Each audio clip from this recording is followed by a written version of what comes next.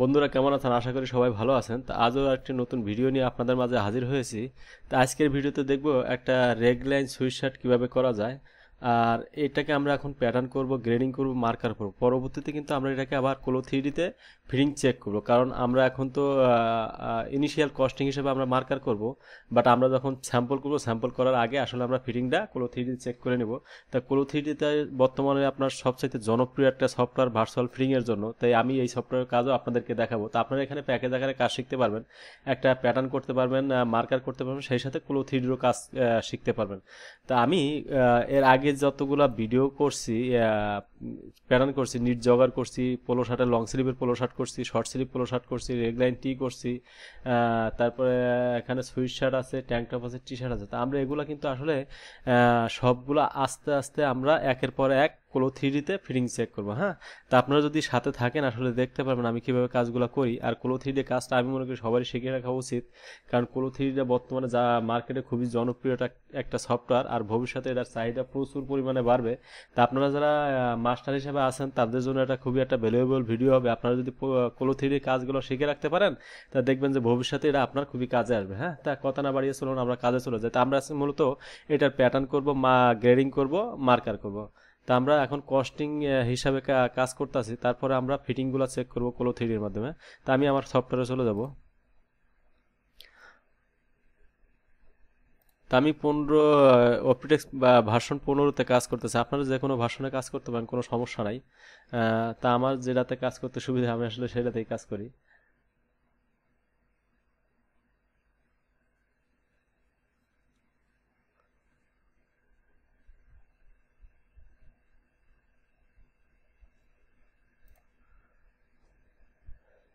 তা সবার আগে আমি চেক করব আমার স্পেকটা আসলে সিএম নাকি ইঞ্চিতে।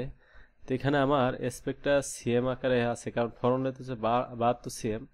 আর এখন আমি দেখবো আমার সফটওয়্যারটা কিভাবে সেট করা আছে। তা আমার সফটওয়্যারও সিএম এ দেওয়া আছে। হ্যাঁ, তা আপনারা এগুলো চেক করে নেবেন কাজ করার আগ দিয়ে। আসলে দেখবেন যে অর্ধেক কাজ করার পরে এখানে নজর গেল, দেখবেন যে এখানে আছে ইঞ্চিতে আর আপনার স্পেক আছে সিএম এ। তো যখন কনভার্ট করবেন দেখবেন যে প্যাটার্ন বিশাল ছোট হয়ে গেছে, না বিশাল বড় হয়ে গেছে। তাই এগুলো আগে চেক করে নেবেন কাজ করার জন্য। হ্যাঁ, তা আমরা আগে একটা ব্লক নিয়ে নেব। তো ব্লকটা আমরা কি হিসাবে নেব? ব্লকটা নিব আমরা লেন্থ টোটাল নেব, আর চেস্টের হাফ নেব। তো আমি এখানে স্পেকটা প্রিন্ট আউট করে নিয়েছি দ্রুত কাজ করার জন্য। তো আমি আমার প্রিন্ট করা স্পেক থেকে আমি মেজারমেন্টটা কালেক্ট করি। তো এখানে আমার চেস্ট আছে 54 সিএম, তা 54 হাফ আমি নেব 27, আর লেন্থ আছে 72 সিএম, আমি 72 সিএম পুরোটাই নিয়ে নেব।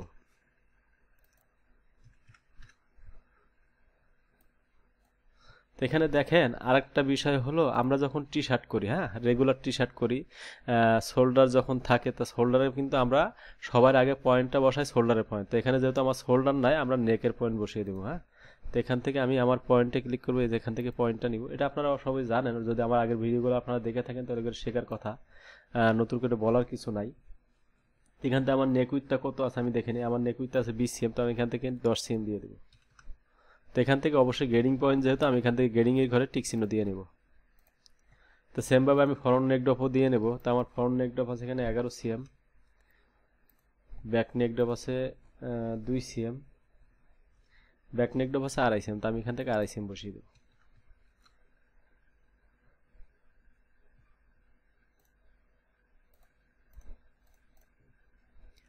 তো আমি এখান থেকে রেগলাইন স্লিভের প্যাটার্ন করার জন্য এখান থেকে আমি ভিতরে দাগটা টেনে নেব, আর এখান থেকে আমি এটা ডিলিট করে দিই। হ্যাঁ, আগে আমি নেকের কাজ করব, তারপরে বাকি কাজগুলো করব। তা আমি কিভাবে করি আপনারা দেখেন। আপনারা যদি ভিডিওটা বেশি বেশি করে দেখেন অবশ্যই কাজ শিখতে পারবেন। আসলে এখানে আমি একবার এক প্র্যাকটিক্যালি আমি যেভাবে কাজ করি আমি ওইভাবে আপনাদেরকে দেখানোর চেষ্টা করছি। এখানে লুকোচুরি কিছু নাই।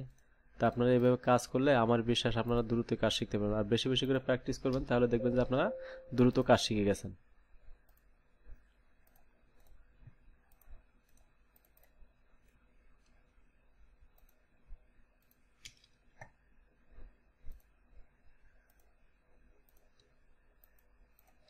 তাই এখান থেকে আমি আমার প্যাটার্নটা হাফ করে আমি শেপটা আসলে চেক করে নেবো আমার শেপটা ঠিক আছে কিনা। কারণ আমি এটাকে আবার ব্লক হিসাবে রেখে দেবো, পরবর্তী যদি কোনো কারেকশন করা লাগে আমি এখান থেকে আবার কারেকশন করে নেবো। হ্যাঁ?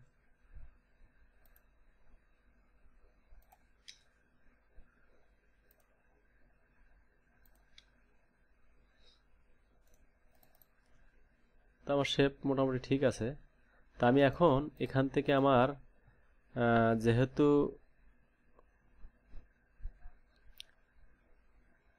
আমি এখান থেকে আরেকটা কাজ করি, সেটা হলো আমি shoulder shoulder sloping plus armhole straight আমি রেগুলার স্লিপে যে মেজারমেন্ট আছে আমি ওই মেজারমেন্ট থেকেই নিই। হ্যাঁ, তা আমি দেখে আসি আমার রেগুলার স্লিপে আসলে কত আছে।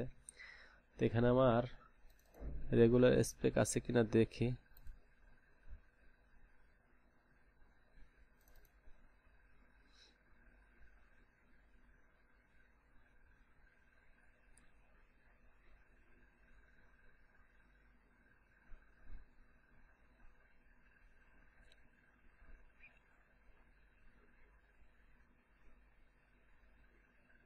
আচ্ছা, আমি এখান থেকে নিই। হ্যাঁ, আমার এখানে একটা হেলনিটি আছে।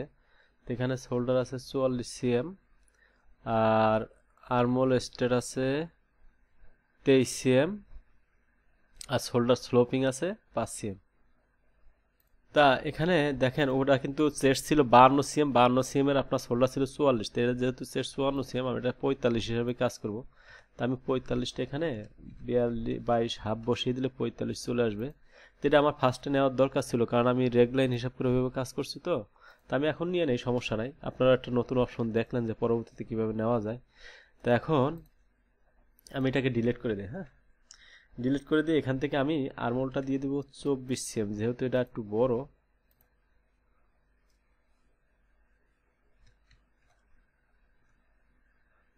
আর শোল্ডার স্লোপিংটা দেবো 5 cm। তাহলে আমার দেখা যাইতেছে এখন কিন্তু রেগুলার স্লিপের রেগুলার টি শার্টের যে শোল্ডার স্লোপিং, তারপরে শোল্ডার উইথ আর্মোল রেস্টের যে মেজারমেন্টটা আছে এখনও সেম মেজারমেন্টে আছে। কারণ আপনার এটা না হলে আপনি কিন্তু পরবর্তীতে ফিটিং চেক করে কারেকশন করতে গেলে একটা হ্যাভা লাগিয়ে যাবো। আর আপনারা সবসময় এইভাবে কাজ করবেন। হ্যাঁ, তো দেখা যায় যে এখান থেকে যদি আপনি এটাকে টান দিয়ে এই পয়েন্টটাকে টান দিয়ে এখানে নিয়ে আসলেন, তো এটা কিন্তু ফিটিং হবে না। তা আপনারা সবসময় রেগলাইন স্লিপ যখনই করবেন তখনই এইভাবে আপনারা অ্যাডজাস্ট করে নেবেন। Shoulder sloping, shoulder with armhole straight মেজারমেন্টগুলো আপনারা চেষ্টা করবেন রেগুলার যে স্লিপ থাকবে ওই রেগুলার স্লিপ থেকে নেওয়ার জন্য। নেওয়ার পরে আপনারা এখান থেকে রেগলাইনে কাজগুলো করবেন। তাই অনেক সময় রেগলাইনে মেজারমেন্ট দেওয়া থাকে, তা আমি এখানে দেখি আমার রেগলাইনে কোনো মেজারমেন্ট দেওয়া আছে কিনা। এই যে back raglan position front SPS 4 cm, আর ফ্রন্টের আছে 5 cm। তা আমি এখান থেকে এই মেজারমেন্ট দেখে বসিয়ে দেবো। হ্যাঁ, তো এখান থেকে আমি ড্রাফট লাইন নিয়ে নেব। এখান থেকে 4 cm আছে, তো আমি এখান থেকে 4 cm বসিয়ে দিই।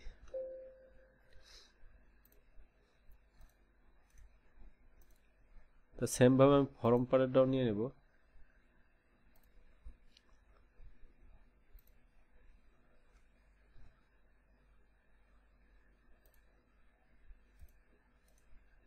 এখন এখানে আর একটা জিনিস খেয়াল করেন, রেগলাইনের ক্ষেত্রে আমরা কিন্তু সবসময় কোনটা ফলো করি? সবসময় ফলো করি আপনার ব্যাকের যে সুইং অ্যালাউন্স, এটা কিন্তু সবসময় আপনার ফ্রন্টেরটা 1 cm নিচে থাকবে। হ্যাঁ, তো এখানে দেখা যাইতেছে আমরা মেজারমেন্ট অনুযায়ী আপনার ফ্রন্টেরটা উপরে চলে যাইতেছে। তা সেক্ষেত্রে আমরা কি করব? সেক্ষেত্রে আমরা ফ্রন্টেরটা 1/2 cm প্লাস করে দিই। হ্যাঁ, এটা একটু নিচে নামিয়ে দিই, তাহলে অ্যালাউন্সের উপরে অ্যালাউন্স বসলে আসলে খারাপ দেখা যায়। তাই এটা শেপ দেওয়ার সময় একটু উপরে উঠে যাবে, তখন গ্যাপ হয়ে যাবে, সমস্যা নাই। তাই আমি এখন আমার স্লিপের শেপটা দিয়ে নিই এখান থেকে।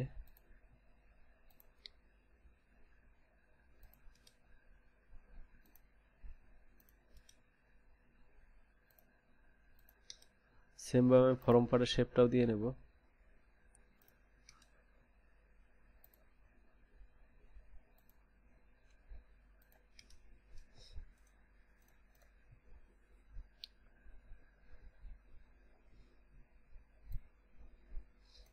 তো আমি এখন শোল্ডার স্লিপ লেন্থের মেজারমেন্টে অ্যাডজাস্ট করবো। হ্যাঁ, তা স্লিপ লেন্থের মেজারমেন্ট এখানে দেখি কত দেখাইছে।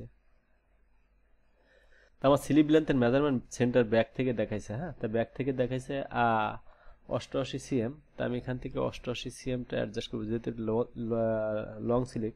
তো এখান থেকে আমি নেক উইথে 10 cm বাদ দিলে আমার 78 cm এখান থেকে টান লাগবে। হ্যাঁ, তাই আমি 78 cmটাই আসলে স্লোপিং হিসাবেই টানবো। তো এখান থেকে আমি স্লোপিংটা অ্যাডজাস্ট করার জন্য এখান থেকে আমি রুলারটা একটা নিয়ে নেব। তো এটা কিন্তু আমার এখান থেকে আসলে স্লোপিংটা ঠিক আছে। তা আমি এখান থেকে 78 সিএম এটা অ্যাডজাস্ট করে দেব।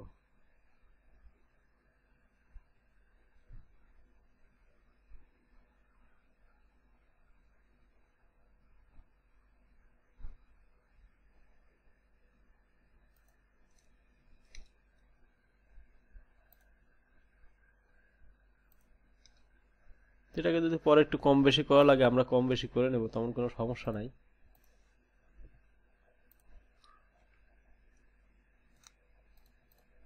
তা আমি এটাকে এখন ব্লক বাইর করে, এই ব্লকটা কিন্তু আমি সেভ দিয়ে রাখবো, হ্যাঁ, কারণ আমার সবসময় এই ব্লকের উপরেই কাজ করতে হবে।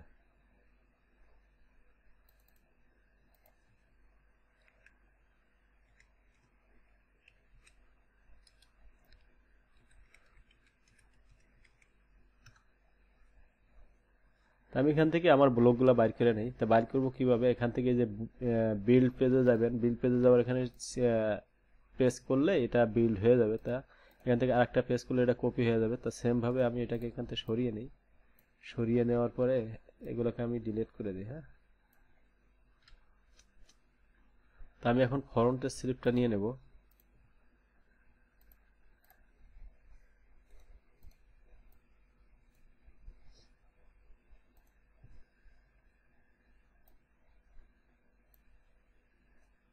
আমি এখান থেকে এটা হালকা শেপ দিয়ে নেব, হ্যাঁ। সেম ভাবে এই পাটাও আমি শেপ দিয়ে নেব। এখন আমি এই দুটাকে জয়েন করব, জয়েন করার পরে কিন্তু আমি এটাকে বাইসিপ স্লিভ ওপেনিং যে মেজারমেন্ট গুলো আছে আমি ওই মেজারমেন্ট গুলো অ্যাডজাস্ট করব। এটা কিভাবে জয়েন করব, এই যেখানে আমার জয়েন্টের যে আইকনটা আছে এখানে ক্লিক করলে এটা থেকে এটা টান দিলে এটা কিন্তু জয়েন হয়ে যাবে। তো এটা জয়েন হয়ে যাওয়ার পরে আমার কিন্তু এই যে গ্রিন লাইনের যে আইকনটা আছে এটা কিন্তু আমার এখান থেকে এই বরাবর গ্রিন লাইনটা অ্যাডজাস্ট করতে, এটা কিভাবে অ্যাডজাস্ট করব, এখান থেকে আপনি এই যে এই টুলসের ভিতরে যাবেন, হ্যাঁ, এখান থেকে এই যে সেট বেজ লাইন ডিরেকশন, তো বেজ লাইনটা আমার এখান থেকে এই বরাবর হবে। তো আমি এটাকে এই ডিরেকশনে নিয়ে আসব, নিয়ে আসার পরে আমি এখান থেকে নিউ বেজ লাইন এখানে ক্লিক করে এটা বরাবর চলে আসবে। তো এটাকে আমি আমার পজিশনে নিয়ে আসি।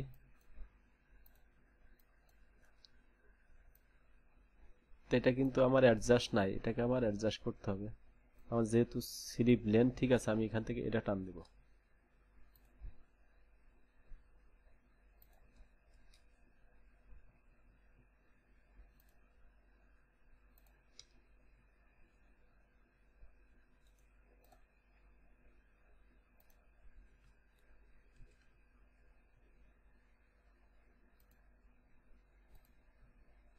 এখান থেকে আমি বাইসেপের পজিশনের মেজারমেন্টটা বসিয়ে দিব, বসিয়ে দেওয়ার পরে আমি এখানে লাইন টেনে নিয়ে আমার মেজারমেন্টটাকে আমি অ্যাডজাস্ট করবো, হ্যাঁ।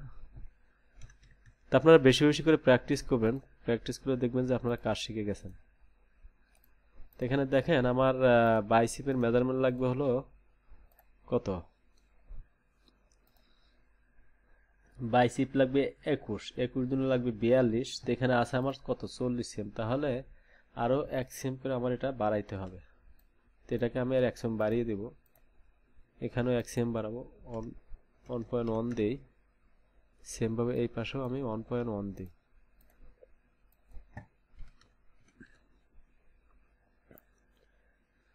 এখন আমার স্লিপের কাজ শেষ, আমি স্লিপের ওপেনিংটা দিকে আসি, স্লিপ ওপেনিং কত আছে। আমার এখানে স্লিপ ওপেনিং আছে 15 সিএম এক্সটেন্ডেড মেজারমেন্ট, হ্যাঁ। এখানে আমার 15 সিএম ঠিক আছে, এটাকে আমি সেভ দিয়ে দেবো।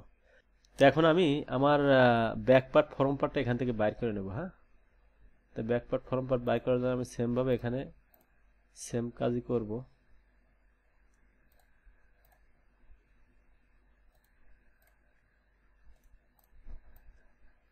এটা হলো ব্যাক পার্ট,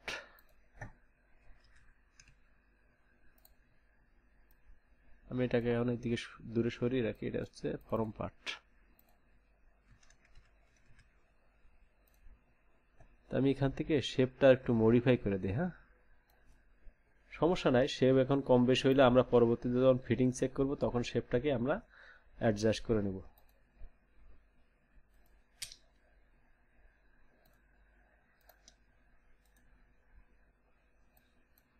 এটাকে আমরা ফোল্ড করে রাখি, যেহেতু এটা আমার form part back part complete.